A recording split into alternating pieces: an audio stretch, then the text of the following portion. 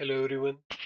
So in this video I will discuss always wildcard procedural block, and I will show you with the help of an example that why still always com is a better option when compared to always at the rate wildcard and even the generic always block. So let's begin.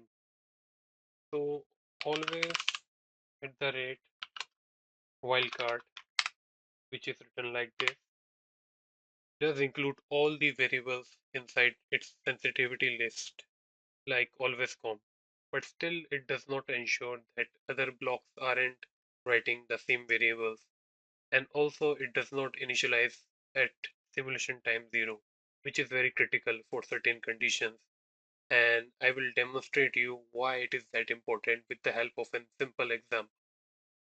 So let's begin. So I will write a very simple controller module which will have two input read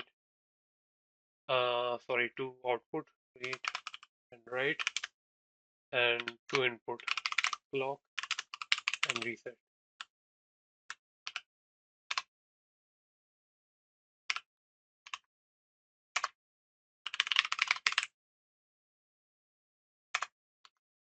I will mention the data type and the direction of the signals.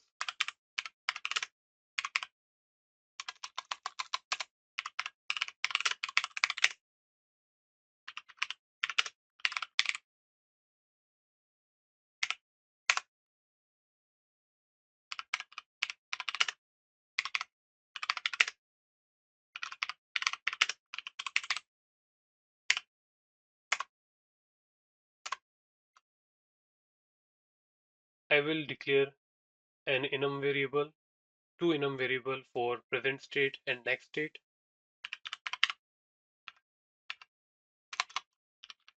And they will have three values. The first value will be wait, and the second value will be store, and the third value will be load.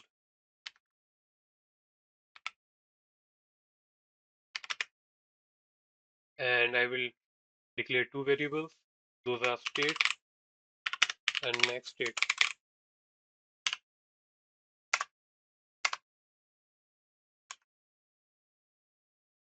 So first I will mention the sequential logic of this design. I will use always FS, which I have discussed during my earlier video.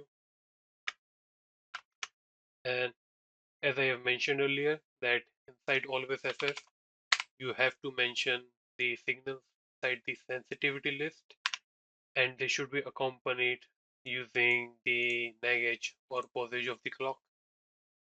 So I will make this posage of clock, and I will make reset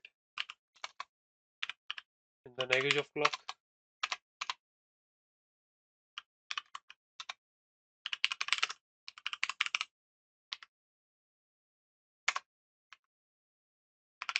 So for my design, I will be using active low reset.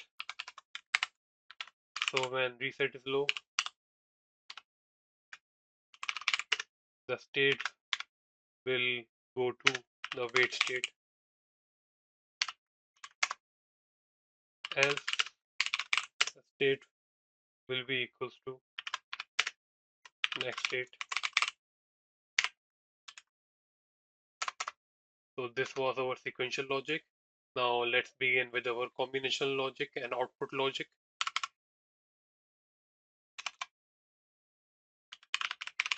So first I will use always wildcard to show the deficiency of using this method as compared to always com.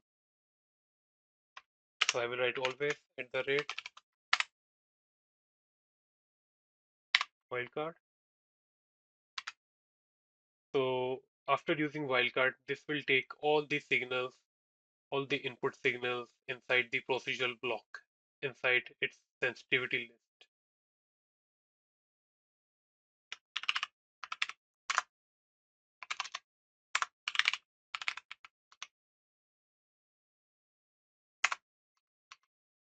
I will use unique case.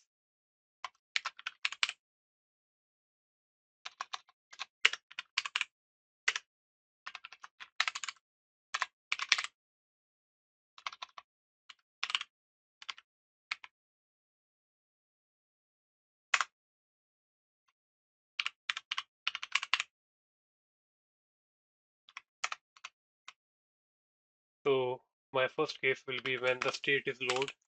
So this is going to be a very simple FSM in which if whichever state we are in, regardless of the input, it will keep looping through the different states. So suppose if we are in the wait state, then automatically the next state will be the store state, and then automatically without any conditions the next state will be load state. So the output is dependent on two states. So if the state is store, then the write signal should be high, and if the state is load, then the read signal should be asserted.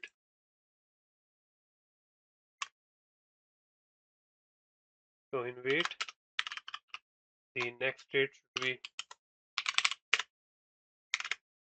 load,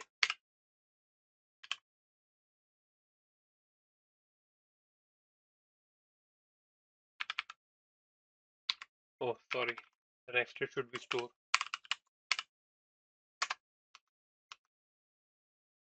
So if the state is store,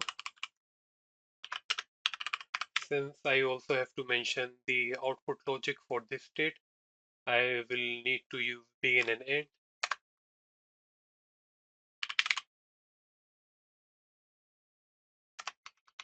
So if we are inside the store state, the next state should be load, and the write signal should be asserted.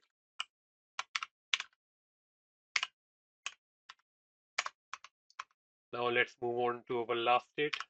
If the state is load,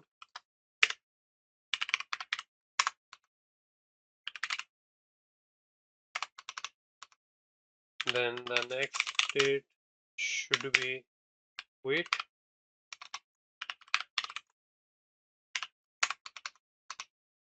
and the read signal should be asserted. So as you can see right here, this is a very simple FSM, and I'm just writing this just to demonstrate the advantage of always comp all over this always at the rate wildcard. So first, let's check for any compilation error, or should I say any typo. Okay, there's one error.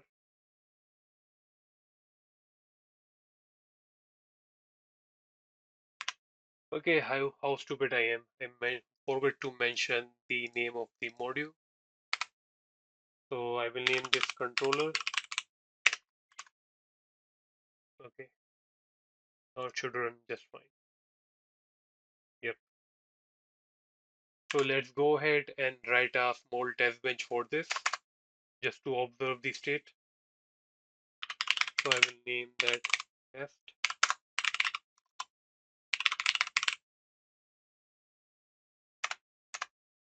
I will first mention all the signals.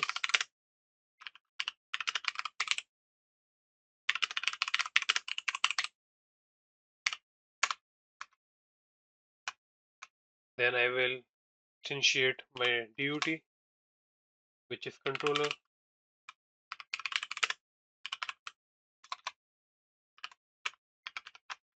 And I will do the wildcard signal declaration, since the signals in the test bench have same name to that of signal in the duty.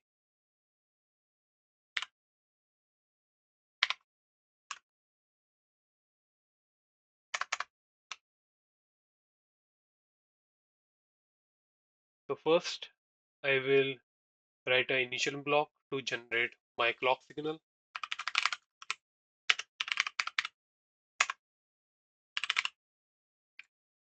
So since the clock signal is of logic data type, I will first declare its value to 0. Then after that, I will write a forever,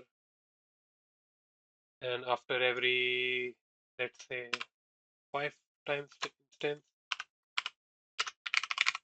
the clock will toggle.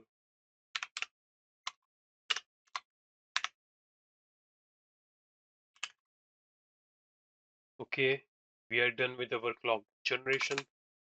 Now I will write another initial block to monitor the next state signal.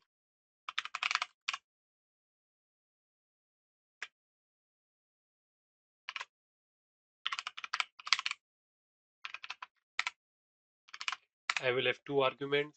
One is time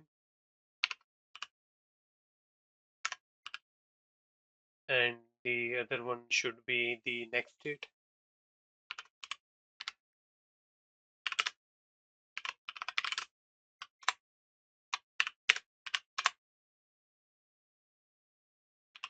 So I will reference it using the DOT and dot notation.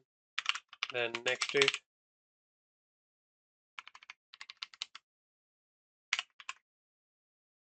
So up to there, let's check for any possible compilation error. Okay, so we don't have any typos. So I will write the final initial block in which I will provide the stimulus to DOT.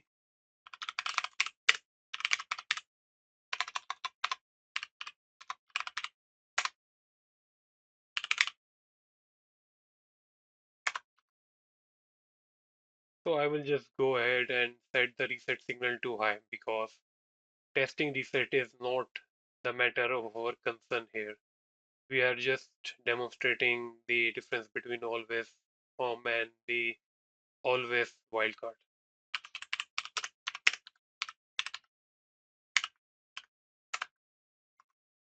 I will just repeat that for one time at the nag edge of clock.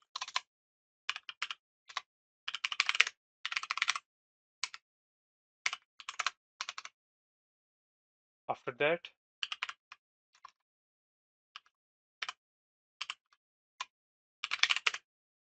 I will give DUT state equals to 1, 0. So the 0 basically means the wait state. But here it does not matter because the default type of any enum variable is int, and int is a two-state logic, two-state data type. So the default value of this state will be 0 anyways. So it will be wait. Still I am writing here. I don't know why. Still. And I will repeat this for 4 times.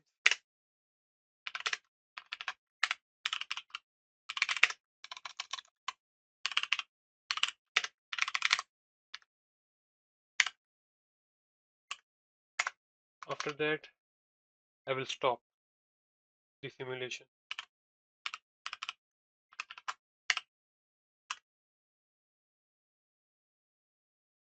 Okay, so first let's check for any compilation error. Okay, there are no errors. So now I will demonstrate you the benefit of always com. So always com will ensure that the block will execute at simulation time 0 and will not be left during the entire simulation. So for this block, for this particular block, the combination logic and out the output logic, for it to execute, there should be a change in the state signal because the wildcard import automatically infers state inside its sensitivity list. So if it does not detect any change to the state signal, the entire block will be neglected and it will not execute during the simulation. Since as per our stimulus and as per the default data, default value of the state, data state variable. The default value is 0. And here, as you can see, as per our stimulus, the value is not changing. And if you will observe the logic here, the FSM logic is that whenever it reaches any state, it will change regardless of whatever the input is. I mean, there are no input other than clock and reset anyways. So it will keep looping through the states by states, that is from wait to store to load, until unless we reach the stop or we stop the simulation. So it is not dependent on the any input signal. But here, since we did not do not detect any change to state signal, this entire always block will be neglected. So let me show it to you by running the code, simulating the code. I will save it. So as you can see right here, as per the result, that the state is not changing, and the monitor, solo monitor only detects the wait state, and it does not change. It remains at that. It is because of the fact since the state variable here is not changing, the always block here will not execute, and it is getting neglected. So for that reason, we will use always com, because as I have said around 1,000 times that always com ensures that the block executes at simulation time 0. So what I will do, I will make a very quick modification. I will replace this always at the rate wildcard with always com. And then after this, we will observe the output together. So let's save the code. First check for any compilation error. And I will go ahead, simulate the code.